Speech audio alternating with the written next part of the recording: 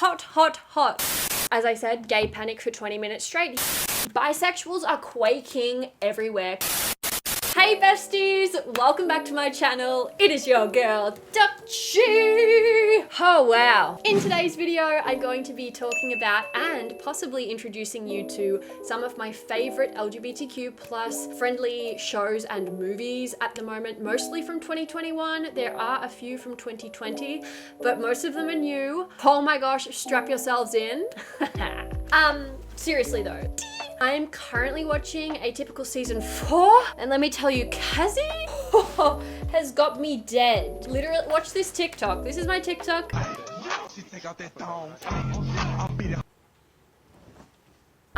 Yep. If I didn't already know I was bisexual, that scene alone would be enough for me to question my sexuality. Gosh, I'm telling you, this video is pretty much going to be gay panic for 20 minutes straight. So without further ado, let's head on into my fave LGBTQ plus TV shows and movies. Okay team, cell phones on silent, the show is about to begin. Coming in red hot at numero uno is of course Atypical season 4. Now for those of you who have not seen or heard of Atypical, the show is centered around Sam, an 18-year-old autistic boy trying to navigate the world of school, dating and moving out of home. But the storyline also closely follows some of his family members and other friends, such as his sister Casey, who goes through a struggle of figuring out her sexuality. I have never, ever been more attracted to a fictional character in my entire life, except for when Erica Linda played Dallas in Below Her Mouth. Same vibe. Oh my god, can we just watch this scene again? This to me is my definition of, do I want to be her or do I want to date her to a T? Bisexuals are quaking everywhere. Queer people in general are quaking everywhere. Surely it's not just me. Hot, hot, hot, hot.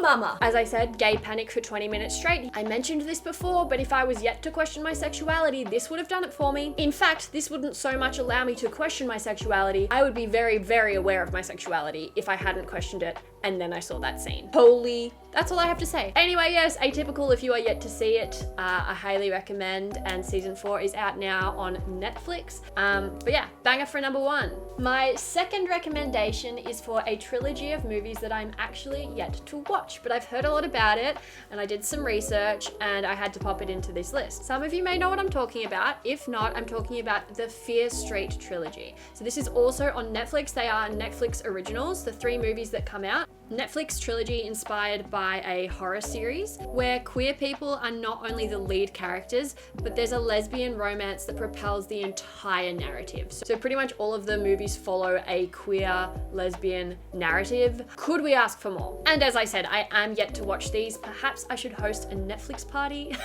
I saw Jasmine TXO do that and that looked like a lot of fun. So maybe if you're all interested, we could watch one of the Fear Streets together.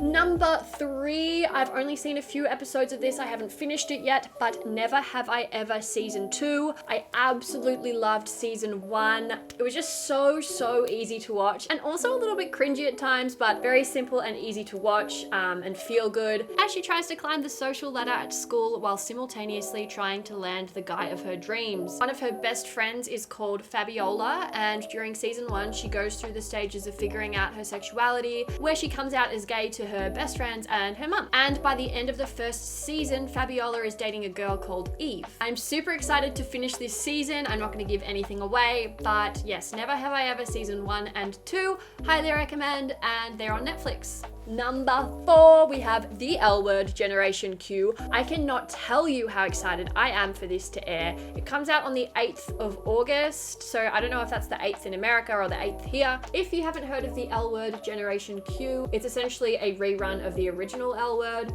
So the LWord focuses on a group of LGBTQ plus characters and their experiences with sex, love, relationships, work, and basically just day-to-day life and struggles and, you know, all that good stuff. I love it for the queer content. I love it for the multiple queer storylines. Hello. Like, it's weird if someone in that show isn't LGBTQ plus, and I live for that. Yes, I'm so excited. August 8th, get your pens out, write it in your diaries. So keen. I can't actually remember where I watched season 1. I'll pop it in the description box when I'm editing. Yay!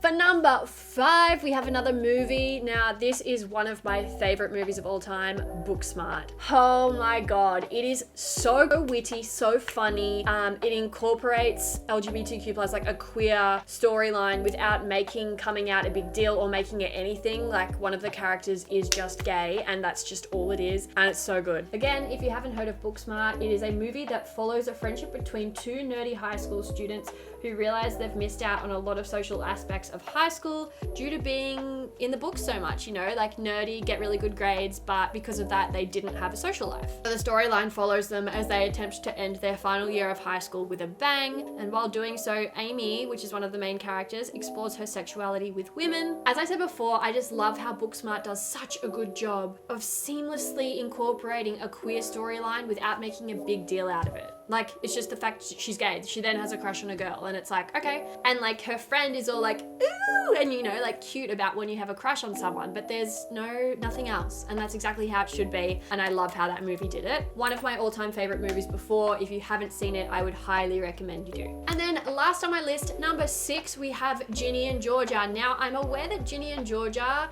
has been quite controversial. And I don't know, I didn't think about it too much. I actually just randomly came across Ginny and Georgia when I was sick in bed one day. I was literally bedridden for like 6 hours with stomach pains and stomach cramps. So I just picked the first thing that came up and just binged it. So basically the show follows Ginny Miller. She's a 15-year-old girl who is more mature than her 30-year-old mother, who is called Georgia. So the story is set in a New England town where Georgia decides to settle down with her daughter Ginny and son Austin to try and give them a better life than she had. Yeah, it's a little bit crazy. There's twists and turns, that's for sure. Not like anything I've watched before. And one of Georgia's best friends, Max, discovers her sexuality with a girl called Sophie. It's also quite seamless and quite natural, which I did like as well. But yeah, there are a few controversial things about it. But other than that, it is nice to see more and more queer representation in TV shows, on Netflix and Stan, and like wherever you watch it. So yeah, low-key simpin' for these queer couples. Oh my, especially Kazzy. Can you tell I love Casey? Casey's character, could not be more attracted to it. Couldn't if I tried. Please let me know in the comments below if you feel the same, or no, actually tell me in the comments who you ship the most, your fave queer couple / character / show. Let me know. I'd love to know.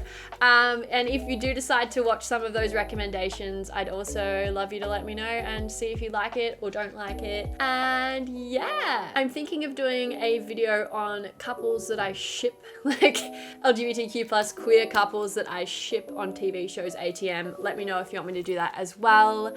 And yeah, I'll see you all in my next one.